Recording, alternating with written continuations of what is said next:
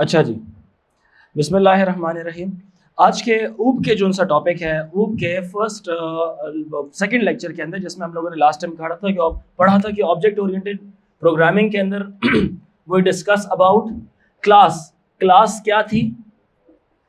एक टेम्पलेट था, एक टेम्पलेट कह सकते हैं आप इसको, क्लास को, ठीक है, या इसको आप ब्लूप्रिंट बोल सकते हैं, जिसके अंदर टेम्पलेट दैट टेम्पलेट जोड़ के डिफाइन करता है क्या चीज? मेथड्स को डिफाइन करता है and data of certain type. Methods and data of certain type. तो क्लास इनफैक्ट क्या है? एक टेम्पलेट होता है जिस पर काम किया जाता है, उसको क्या बोलते हैं? ऑब्जेक्ट बोलते हैं। जैसे आप नॉर्मल दुनिया में एक यू कैन से दैट कि इंटीजर हो गया या स्ट्रिंग हो गया, वो एक टेम्पलेट था, ठीक है। और अगर आप जब कहते हैं ना डिक्लेयर नम एज इंटीजर, तो नम क्या है? उसका एक इंस्टेंस है, इंटीजर का एक इंस्टेंस है। नम के अंदर वो सारी प्रॉपर्टीज आ जाएंगी जो कि इंटीजर की थी, ठीक है। इसी तरह से जब हम क्लास की बात करते हैं तो क्लास एक टेम्पलेट है, और ऑब्जेक्ट क्या है? ऑब्जेक्ट उसका एक इंस्टेंस है। समझ आ रही बात है कि नहीं? तो अब object is the instance. Instance बोली जाए तो उसकी एक कार्बन कॉपी है उसकी। ऑब्जेक्ट क्या है? It is an instance of class होगी। अब इसके अंदर जितनी भी जो डेटा है उनको प्रॉपर्टीज बोला जाता है। डेटा को क्या कहा जाता है? प्रॉपर्टीज कहा जाता है। डेटा को क्या कहा जाता है? प्रॉपर्टीज। और डेटा को एक्सेस करने के लिए हम लोग मेथड्स का इस्तेमाल करते हैं। डेटा इज एक्सेस्ड या updated using methods. Data is accessed या अपडेटेड यूजिंग मेथड्स। मेथड्स क्या होते हैं? ये होते हैं आपके सेटर्स या गेटर्स कहा जाता है। सेटर्स कहते हैं इनको या गेटर्स कहा जाता है। सेटर्स जनरल नाम है जो किस तरह से क्या चीजें होती हैं? ये प्रोसीजर्स होते हैं जो किसी वेरिएबल की वैल्यू को सेट कर लेते हैं। यानी कि हर ऑब्जेक्ट की किसी भी प्रॉपर्टी को, प्रॉपर्टी कौन सी वाली? जो क्लास ने बताया होगा उसको। क्लास की सारी प्रॉपर्टीज जनरली इसमें ऑब्जेक्ट में आएंगी, और ऑब्जेक्ट में उनकी जो वैल्यूज है वो डिफरेंट हो सकती हैं। मल्टीपल ऑब्जेक्ट्स की आप अरेज बना सकते हैं, और हर ऑब्जेक्ट के अंदर वो तमाम प्रॉपर्टीज के साथ साथ मेथड्स को भी आप एक्सेस कर सकते हैं। रिकॉर्ड में जस्ट आप प्रॉपर्टीज को एक्सेस करते थे, रिकॉर्ड में जस्ट प्रॉपर्टीज को एक्सेस कर सकते थे। आप क्लास में एक कह लें कि एक तरह का एक एडवांस रिकॉर्ड है। क्लास क्या है? एक वेरी एडवांस रिकॉर्ड है। रिकॉर्ड में सिर्फ वेरिएबल्स आते थे, प्रॉपर्टीज आती थी ना, एक रो में जो सिर्फ कॉलम आते थे। अब इसमें आपने उसके अंदर फंक्शंस भी डाल दिए, आपने उसके अंदर प्रोसीजर्स भी डाल दिए। अब उसी चीज को अब आप इस्तेमाल कर सकते हैं किस तरह से? एज अ क्लास आप यूज कर सकते हैं। उन तमाम फंक्शंस को उस वेरिएबल या ऑब्जेक्ट के साथ आप शामिल करके पढ़ सकते हैं। पाइथन ने इसीलिए क्या किया है, वीबी ने क्लास को अलग तरीके से डिफाइन करने का तरीका बताया है। उसने क्लास के नाम से और रिकॉर्ड को स्ट्रक्चर के नाम से डिफाइन करवाया है। लेकिन पाइथन क्या करता है? रिकॉर्ड को अलग से नहीं डिफाइन करवाता, वो रिकॉर्ड को भी किस नाम से कराता है? क्लास के नाम से कराता है। तो जैसे मैंने भी एक लफ्ज आपको कहा, मेरी कॉमन सेंस ये कह रही थी, रिकॉर्ड क्या है? उसमें जस्ट प्रॉपर्टीज होती हैं। रिकॉर्ड में जस्ट प्रॉपर्टीज होती हैं, ऐसा ही है कि नहीं? कॉलम नहीं होता यार, उनको आप प्रॉपर्टीज बोलते हैं, ठीक है। क्लास में क्या हो जाता है? ऑब्जेक्ट में क्या हो जाता है? प्रॉपर्टीज के समेत फंक्शंस और प्रोसीजर्स भी आ जाते हैं। वो फंक्शंस और प्रोसीजर्स जो उन प्रॉपर्टीज पर काम कर रहे होते हैं। यानी प्रॉपर्टीज को डायरेक्ट आप एक्सेस नहीं करेंगे, आप उनको मेथड्स के जरिए एक्सेस करेंगे। एक प्रॉपर लेआउट के जरिए आप उनको एड्रेस करेंगे, यानी स्ट्रक्चर फॉलो करेंगे। रैंडम जाके नहीं डेटा को चेंज करेंगे, आप एक स्ट्रक्चर फॉलो करेंगे। तो इसी तरह से जब हम कहते हैं ना प्रोसीजर्स इसलिए होते हैं और गेटर्स फंक्शंस होते हैं।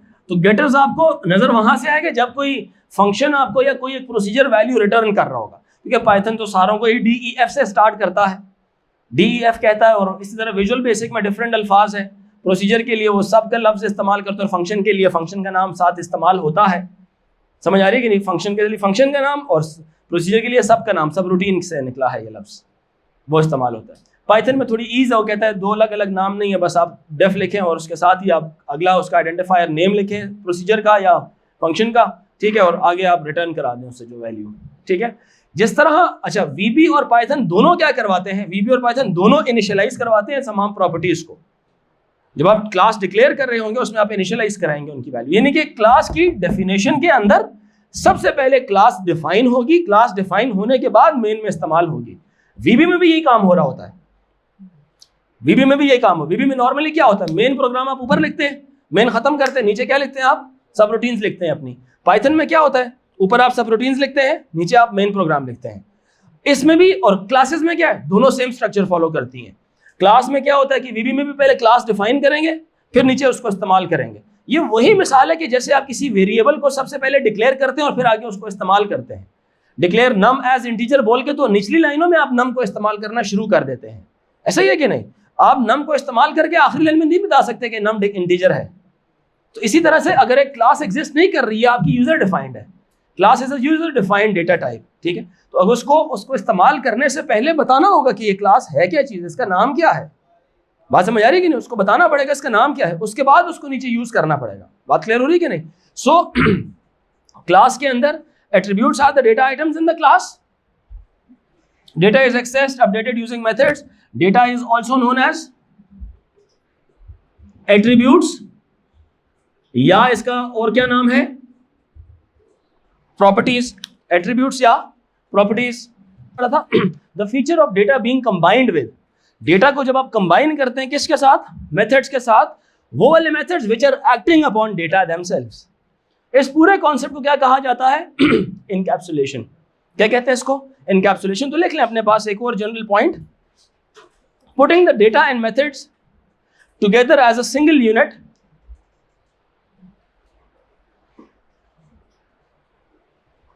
putting the data and methods together as a single unit, putting the data and methods as a single unit,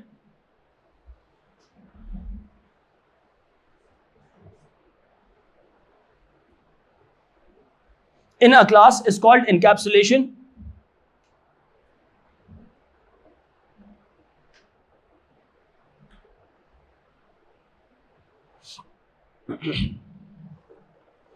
class में जनरल क्या होता है, अच्छा, जब भी कभी आप you want the methods to be declared, मतलब मेथड्स को यूज करने के लिए, आप जब उनको डिक्लेयर कर रहे होंगे क्लास की डेफिनेशन के अंदर, ठीक है, और मेथड्स को भी, और उनके क्या नाम है इनका, प्रॉपर्टीज को भी, एट्रीब्यूट्स को मैं प्रॉपर्टीज भी कह सकता हूँ, ठीक है। प्रॉपर्टीज को रखा जाता है प्राइवेट, और उन मेथड्स को, जो मेथड्स इस डेटा के ऊपर क्लास की डेफिनेशन में जाके चेंज कर रहे होते हैं, इसको कहा जाता है पब्लिक रखते हैं इनको। बात समझ आ रही कि नहीं? यानी कि जब हम यहां पे क्लास डिफाइन, जनरल लेआउट क्या है, जनरल देख लें जरा, डिफाइन क्लास, यहां पे क्या लिखी जाएंगी, प्रॉपर्टीज। यहां पे लिखी जाएंगी क्या चीजें, प्रॉपर्टीज। यहां पे क्या लिखे जाएंगे, मेथड्स। समझ आ रही कि नहीं? यहां पे मेथड्स लिखे जाएंगे, methods which are acting on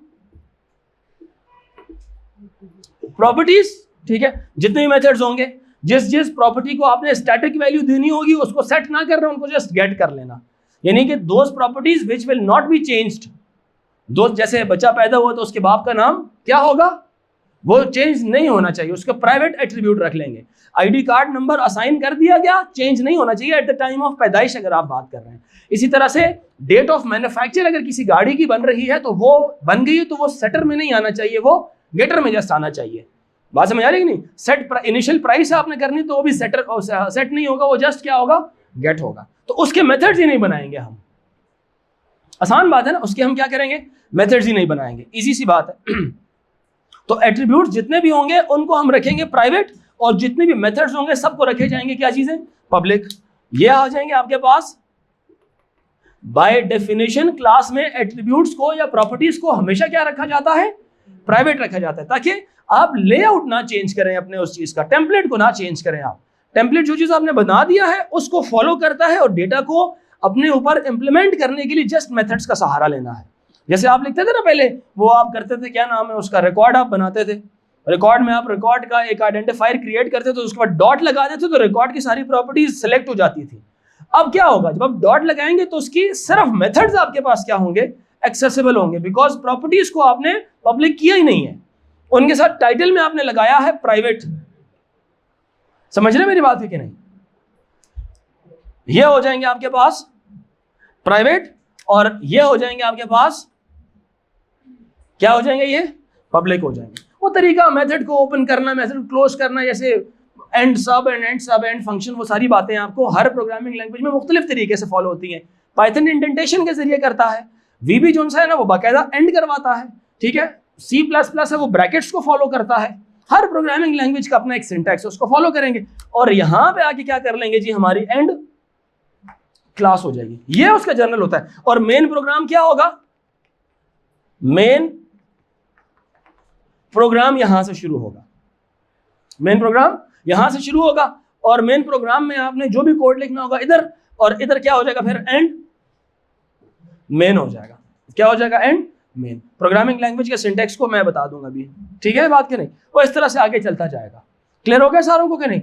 मैं दोनों ऊप की क्लास में मैं पाइथन भी सिखाऊंगा और वीबी भी सिखाऊंगा, दोनों करें। इंप्लीमेंटेशन के अंदर आप पाइथन करें, लेकिन जो ऑनलाइन सुनेंगे उनको मे बी वीबी चाहिए हो तो वो वीबी भी इसका देख सकते हैं, विजुअल बेसिक वर्जन भी देख सकते हैं। क्या ख्याल है? एक एग्जांपल ले लेते हैं। Let's take an example. Let's take an example, a car manufacturing company. एक एग्जांपल लेते हैं। A car manufacturer and seller wants to store details about car. A car manufacturer and he is the seller also. Manufacturer and seller want to store details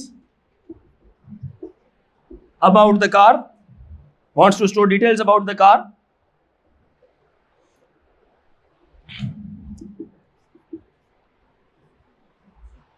car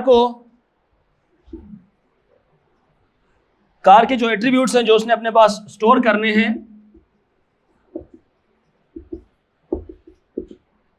vehicle ID, इस structure को हम लोग ऊपर में follow करेंगे, ठीक है। Declare registration है, स्ट्रिंग है,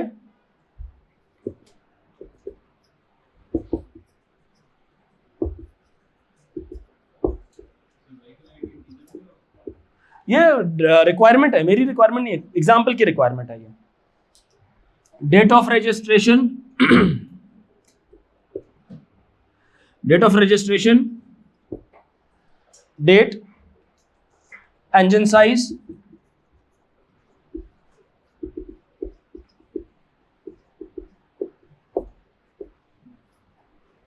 integer, purchase price,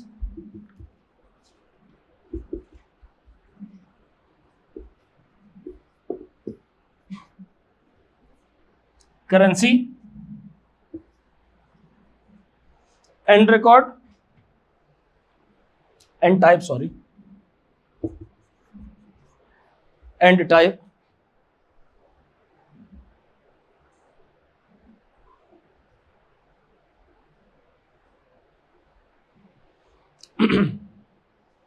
this is not a class right now.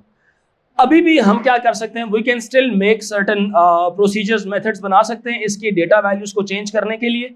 We can write some code, लिखें, we can write some code to access, we can write some code to, लिख लें, we can write some code to access and assign values to the fields of this record.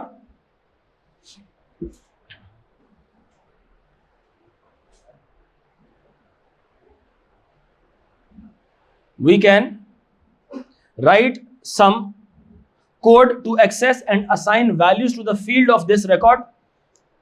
Pseudo code में इस चीज की इजाजत दी थी ना हमें, बाय रेफ करवा के हम वैल्यूज की जो पेरेंट एट्रीब्यूट्स की वैल्यूज है वो भी चेंज कर सकते हैं बाय रेफ करवा के। तो सिंपली आप यहां पे प्रोसीजर अपडेट रजिस्ट्रेशन मिसाल के तौर पे आप करना चाहते हैं, procedure update registration,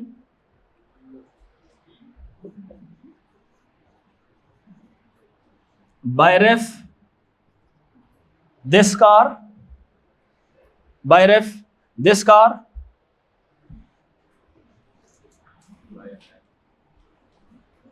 car record आ जाए, by ref this car as car record, और एक वैल्यू आ जाए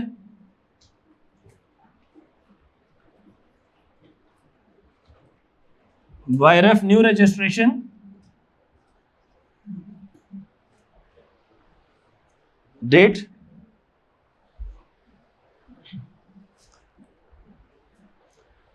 कैसे लिखा जाएगा, this car dot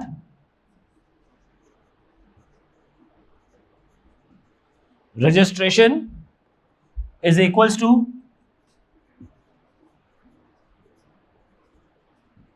new registration end end procedure.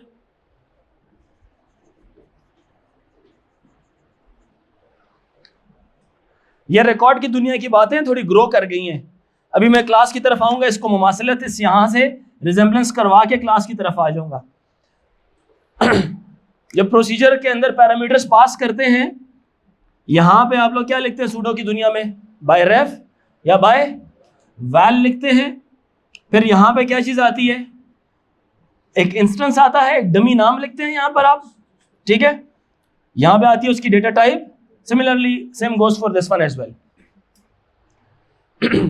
और आपने वो जो न्यू वैल्यू यूजर से या कहीं से भी ली थी, वो आपने किसको असाइन कर दी है, दिस कार के रजिस्ट्रेशन वाले एट्रीब्यूट को।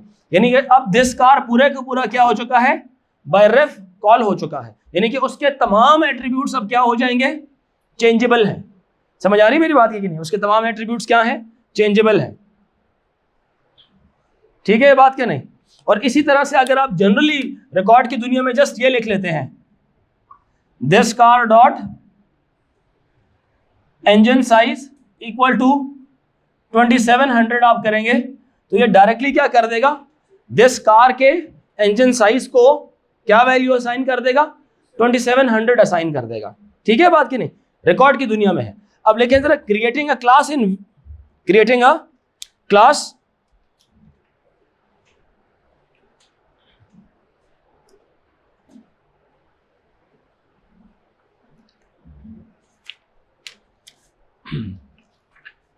creating a class in OOP, creating a class in OOP।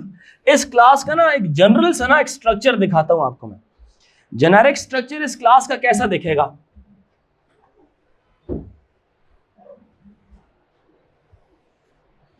Class का नाम क्या रख लेते हैं, कार रख लेते हैं।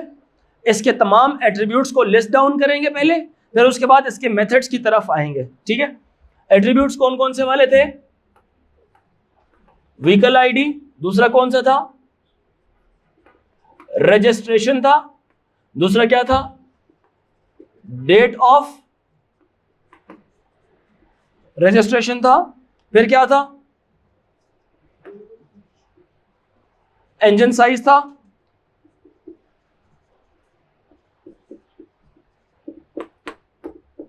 फिर था परचेज प्राइस, स्ट्रिंग, ये भी स्ट्रिंग है, ये डेट है, ये इंटीजर है, और आखिरी वाला क्या है, करेंसी। आखिरी वाला क्या है, करेंसी। ये चीज याद रखें, they must be declared as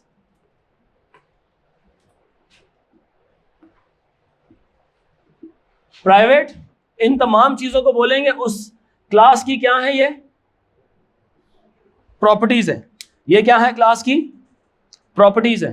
properties बच्चों बोल सकते हैं, सेकंड नाम ऊप में बहुत फ्रीक्वेंटली इस्तेमाल होता है, दैट इज एट्रीब्यूट्स भी कह सकते हैं। मैं मुख्तलिफ एग्जांपल्स डिस्कस करूंगा, ठीक है।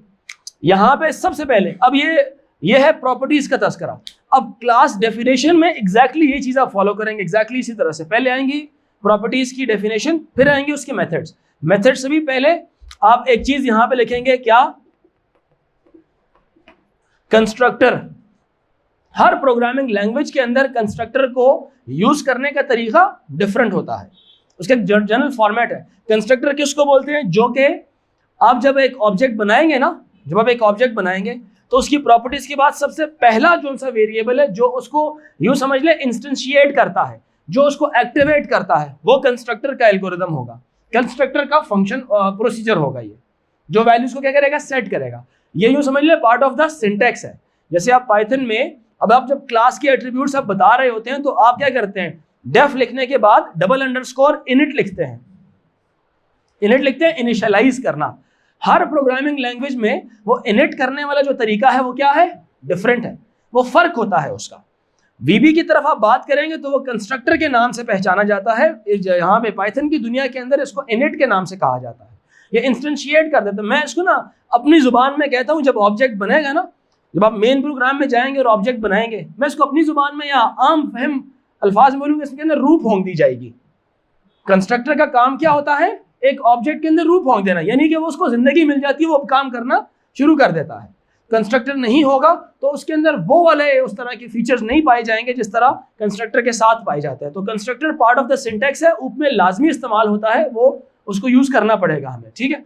कंस्ट्रक्टर के बाद आगे सारे गेटर्स और सेटर्स लिखे जाएंगे।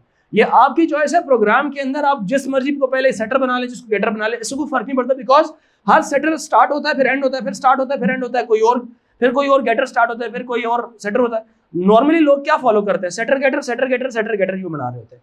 हर एक पैरामीटर का, हर एक प्रॉपर्टी का सेटर बनाते हैं, उसका कोड जब खत्म हो जाता है तो अगला फिर उसी का गेटर बना रहे होते हैं, ताकि कोई चीज मिस ना हो जाए उससे। क्लियर है मेरी बात की नहीं? Setters and getters are important concepts, because इसी के ऊपर हमारा ऊप का एक ओवरलोडिंग और ओवरराइडिंग का कॉन्सेप्ट एग्जिस्ट करेगा। यानी कि एक ही फंक्शन है, एक ही नाम है, मुख्तलिफ तरीके से काम करेगा वो। मेरी बात समझे?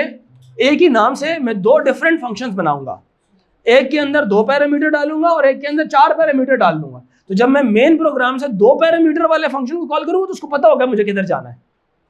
और ये ऑप्शन सिर्फ ऊप में है, नॉर्मल दुनिया में नहीं है ये। आप एक आइडेंटिफायर एक गिवन नंबर ऑफ पैरामीटर्स के साथ एक दफा यूज कर सकते हैं। जैसे आपने फैक्टोरियल बनाया, 1 पैरामीटर आपने दिया तो फैक्टोरियल को 1 पैरामीटर के साथ ही आप इस्तेमाल करेंगे। 2 पैरामीटर वाला फैक्टोरियल एरर जनरेट करेगा। समझ आ रही मेरी बात? ऊप क्या कहता है, आप इस तरह मल्टीपल नाम, तो ये इनफैक्ट बात के लिए रखते हैं हम। ये बात यह है हमारा कह लें कि कॉन्सेप्ट है ओवरलोडिंग एंड ओवरराइडिंग का, ठीक है।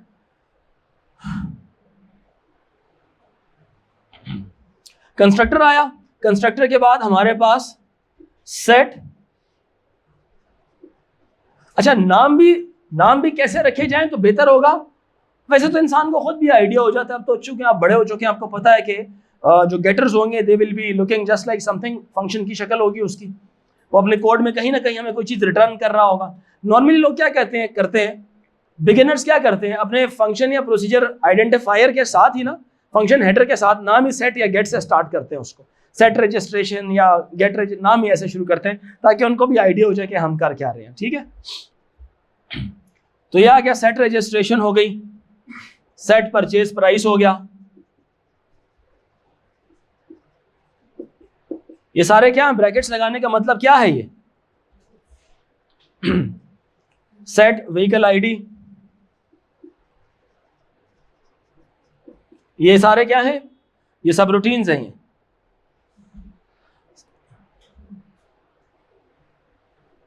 Set date of registration,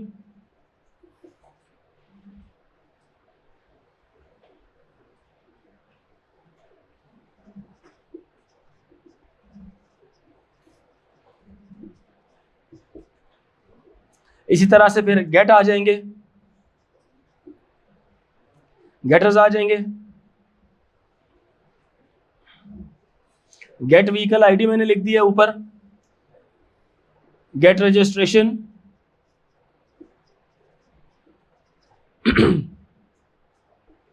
get registration,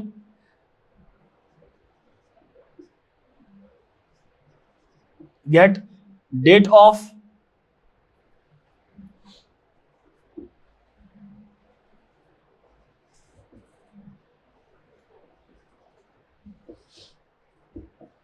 date of registration. अच्छा, मैंने देखिए इसको मैंने जानबूझ के क्या कर दिया है, सेट के बजाय गेट बनाया है इसको। व्हीकल आईडी को हम सेट नहीं करेंगे, ठीक है, eight the time of manufacturing उसको अलॉट हो जाएगी, ठीक है। तो व्हीकल आईडी का हम क्या कर रहे हैं, सेटर नहीं बना रहे हैं। जिसका सेटर नहीं बना रहे समझ लें वो पहले से सेट जाएगा। जब हम एक इंस्टेंस क्रिएट करेंगे ना, इंस्टेंशिएट करेंगे, तो इसमें इंस्टेंस भी जब आप बनाते हैं ना, ऑब्जेक्ट जब आप बनाते हैं तो ऑब्जेक्ट के साथ ब्रैकेट्स में आपने उसको इनिशियल वैल्यूज देनी होती है उसी सीक्वेंस में जिस सीक्वेंस में आपने यहां पर कंस्ट्रक्टर में लिखी होती है बातें। जिस सीक्वेंस में पैरामीटर्स को कंस्ट्रक्टर में लिखा होगा ना, उसी सीक्वेंस में आप उसको इंस्टेंशिएट भी करेंगे। सही है ये बात कि नहीं? So get date of registration, get engine size,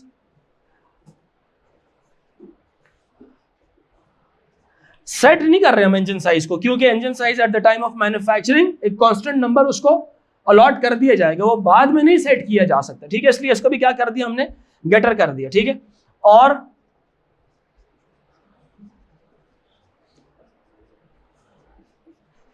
फिर क्या आ गई आपके पास, गेट परचेज प्राइस आ गई। बात समझ आई? ठीक हुआ, इस तरह से चलेगा। क्लियर हुआ ये कि नहीं? तो मेथड्स हैं ये सारे, ऑल दीज आर मेथड्स। जैसे हमने पहले लिखा था, मेथड्स किनको कहते हैं, सब रूटीन्स को। ये क्या होती हैं आपकी, प्रोसीजर्स या फंक्शंस, प्रोसीजर्स या फंक्शंस होते हैं। Must be declared as public,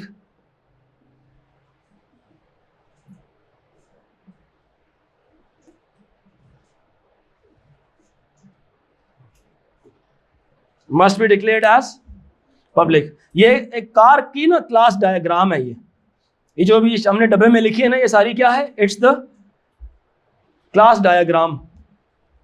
ये क्या है, class diagram.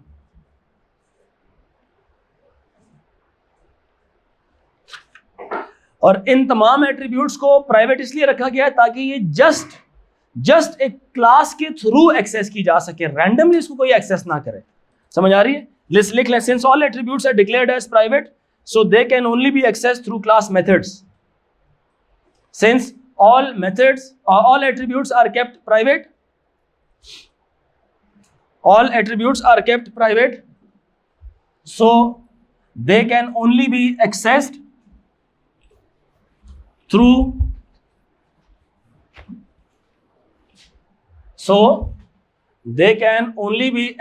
through class methods. इनको सिर्फ क्लास मेथड्स के जरिए एक्सेस किया जा सकता है। और you can also call these methods from the main program. इन मेथड्स को भी मेन प्रोग्राम से कॉल कर सकती है, भी लिख लें, methods can also be called from the main programme.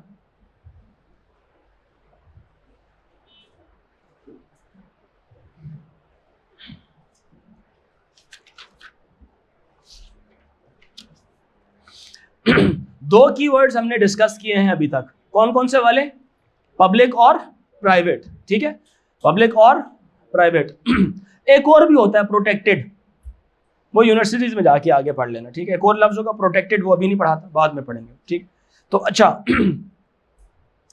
लिखें जी, declaring a class in Python. सबसे पहले आपको क्या करना पड़ेगा, क्लास कार लिख के सेमीकोलन, क्लास कार लिख के सेमीकोलन, कंस्ट्रक्टर, इसका कंस्ट्रक्टर डिफरेंट है, वीबी का कंस्ट्रक्टर डिफरेंट होता है। क्या होगा, डेफ डबल अंडरस्कोर। मैं स्पेस दे रहा हूं यहां पे ताकि आपको क्या पता चल जाए, जरा आइडिया हो गया, this is double underscore. Normally तो नजर नहीं आता ना, वो आपको पता है पाइथन में मैं खुद इंडेंटेशन फॉलो कर रहा हूं ना, तो ऊपर तक पहुंच गए तो मतलब पता ही होगा आपको इस चीज का, ठीक है।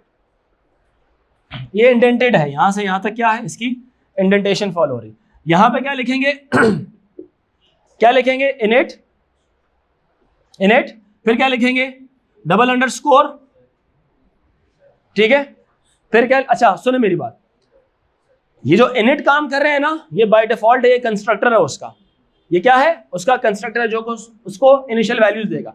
अब जितने भी पैरामीटर्स हैं वो यहां पे लिखेंगे। सबसे पहला पैरामीटर हमेशा कौन सा होगा, सेल्फ होगा। सबसे पहला पैरामीटर कौन सा वाला होगा? सेल्फ वाला होगा। ठीक है बात कि नहीं? और उसके बाद जो चीजें नॉन चेंजेबल होंगी वो पास की जाएंगी इसको। जो चीजें नॉन चेंजेबल हैं वो इसको पास की जाएंगी। डमी वेरिएबल देखें, एन और ई लिख लें और यहां पे क्या लगा दें आप? सेमीकोलन। क्लियर है मेरी बात? एट्रीब्यूट्स को करेंगे अब इनिशियलाइज, एट्रीब्यूट्स को करेंगे अब इनिशियलाइज। यहां पे इसका फॉलो होगा नीचे तक, इसका फॉलो होगा इंडेंटेशन नीचे तक। अब ये मजीद आगे क्या करेगा? थोड़ी सी इंडेंटेशन लेके चलेगा, क्योंकि फंक्शन अगर क्लास डेफिनेशन के अंदर एक और सब रूटीन आ गई है।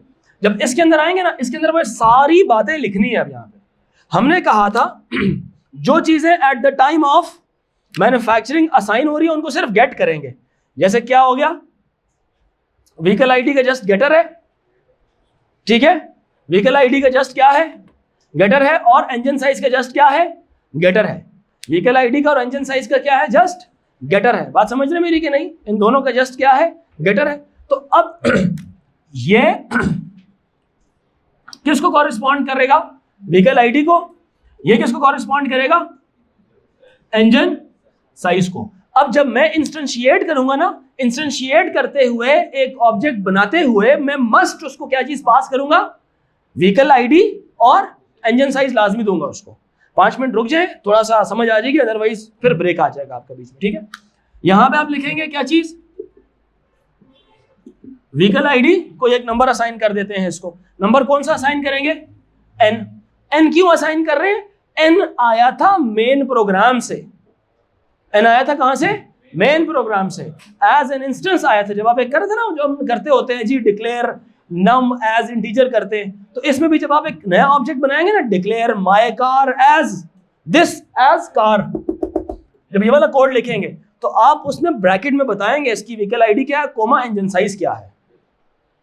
बाकी एट्रीब्यूट्स को आप मेथड्स और मतलब सेटर्स गेटर्स के जरिए आप चेंज करते रहे, एक्सेस करते रहे। इनको आप चेंज नहीं कर सकते, जस्ट एक्सेस करेंगे आप। व्हीकल आईडी को इनकी वैल्यू दे देंगे आप। अच्छा, एक चीज मैंने मिस कर दी है यहाँ पे, हर किसी के साथ क्या लिखना पड़ेगा आपको? सेल्फ डॉट लिखना पड़ेगा। Self dot what? Vehicle ID था, एन डबल अंडरस्कोर, अगला क्या था? रजिस्ट्रेशन स्ट्रिंग में थी, हमारी स्ट्रिंग में थी ना, क्या चीज? डबल अंडरस्कोर, डबल अंडरस्कोर है, डबल अंडरस्कोर। अगली एट्रीब्यूट क्या है हमारी? Date of registration.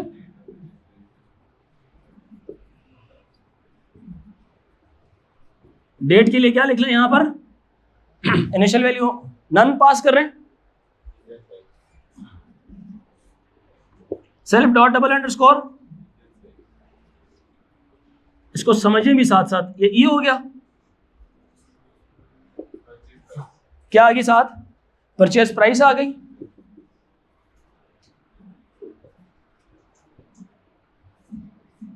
Zero dot zero कर दिया। ये पूरे का पूरा क्या था? What was that? ये कंस्ट्रक्टर है उसका। ये क्या है उसका? कंस्ट्रक्टर है।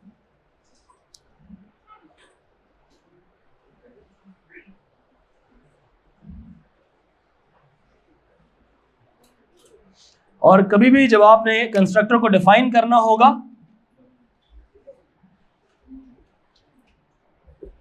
मस्ट है। किसके लिए? For constructors. कंस्ट्रक्टर के लिए डबल अंडरस्कोर्स क्या है? मस्ट है। And self is the first parameter in the parameter list for every method. Self क्या है? Self will be the first parameter. ये क्या है? First parameter in all methods. ये भी लिख लें साथ इसके।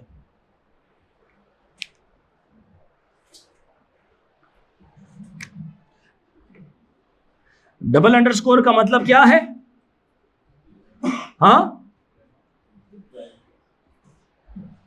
डबल अंडरस्कोर आप उसमें जाते हैं ना, वीबी में प्राइवेट लिखना पड़ता है, PRIVAT लिखना पड़ता है, प्राइवेट एंड पब्लिक लिखना पड़ता है यहाँ पे। ठीक है, फिर आते हैं इसके बाद इसके अदर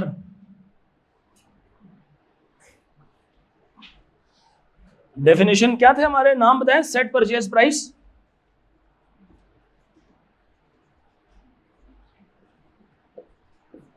पहला क्या आएगा, सेल्फ आएगा। दूसरा, अगर आपने इसको चेंज करना हुआ, ठीक है, तो पी हम पास कर लेते हैं इसको,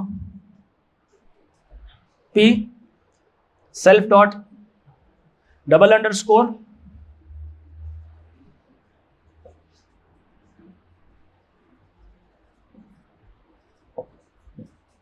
इसको पी पास हो जाएगी वैल्यू, ये सेट हो जाएगा।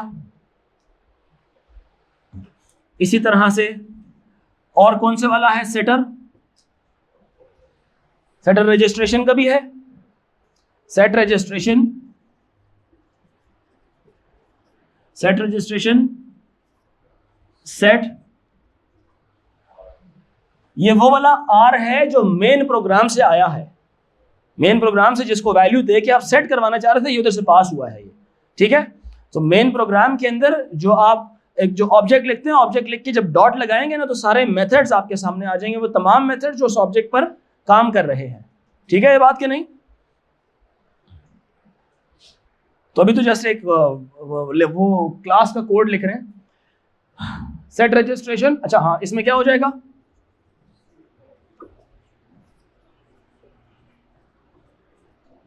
रजिस्ट्रेशन को किसकी वैल्यू मिल जाएगी, आर की वैल्यू मिल जाएगी।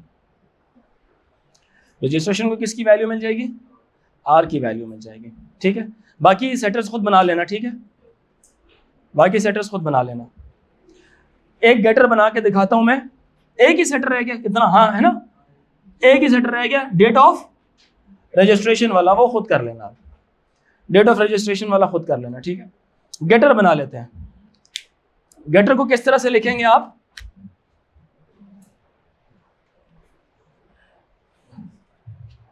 नाम क्या था, किसी एक गेटर का नाम बताएं, व्हीकल आईडी। इसके अंदर क्या लिखेंगे आप, सेल्फ, समझ आ रही है कि नहीं, सेल्फ लिखेंगे और रिटर्न करवा देंगे क्या चीज, रिटर्न सेल्फ डॉट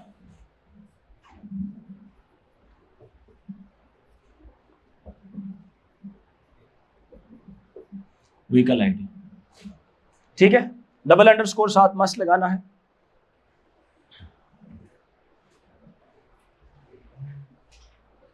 इसी तरह से कोई दूसरा भी गेटर हुआ तो वो भी किस तरह से आएगा,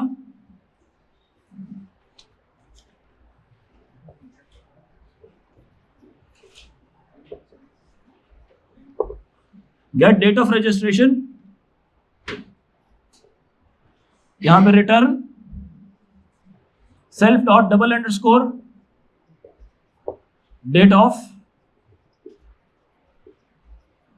रजिस्ट्रेशन, और इस तरह से बाकी सारे भी गेटर्स आप बना लेना, ठीक है। सिर्फ दो चीजों का पहले से आपने उसको देनी है, व्हीकल आईडी और इंजन साइज।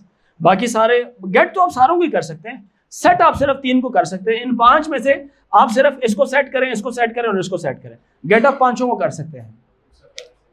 हो चुके वो एट द टाइम ऑफ इंस्टेंशिएशन उसको हम इनिशियल वैल्यूज दे देंगे, हम चाहेंगे कि वो वैल्यूज कभी भी चेंज ना हो, ठीक है। एक ये तरीका है जो सिंपल तरीका है, एक और लंबा तरीका है, अगर आप चाहते हैं तो वो भी करा देता हूं, लेकिन उसको छोड़ देते हैं। पाइथन ये एक और तरह से भी एक्नॉलेज करता है, ठीक है। अच्छा, पाइथन में इंस्टेंशिएशन लिख लें, फिर हम बात को वाइंड अप करते हैं। पाइथन में इंस्टेंशिएशन को लिखें, सॉरी नहीं, ये तो आप अपने लिए जगह छोड़ दें, जो घर जाके अपने मेथड्स लिखने हैं ना, इनके लिए जगह छोड़ दें, इंस्टेंशिएशन लिख लें।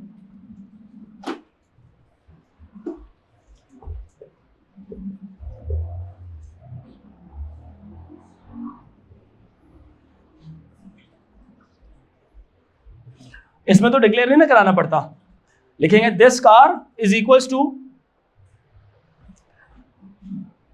कौन सी क्लास से बिलोंग कर रही है, कार से, वेरी गुड, ब्रैकेट लगा देंगे। सीक्वेंस क्या था,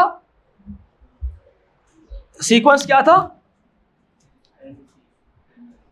एन और ई, एन किसको कॉरेस्पॉन्ड कर रहा था, व्हीकल आईडी को, और ई किसको कॉरेस्पॉन्ड करा था?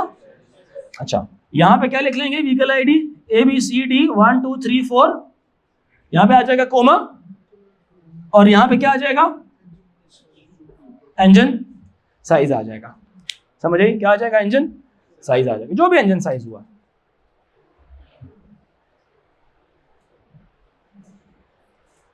ठीक है।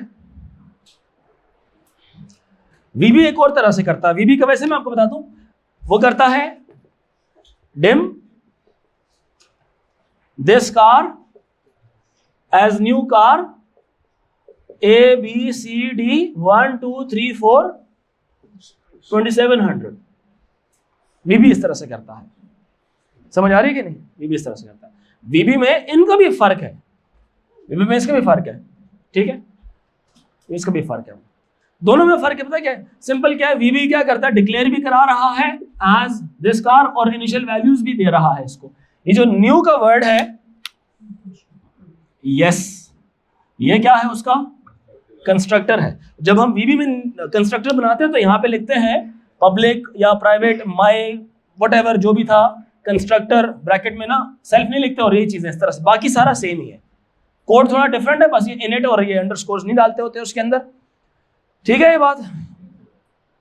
टाइम मिला वीबी के करा दूंगा, लेकिन फिलहाल हम थ्रू आउट पाइथन को ही कैरी करते हैं। क्या ख्याल है? ठीक है ये बात के नहीं? यहां तक था आज का लेक्चर।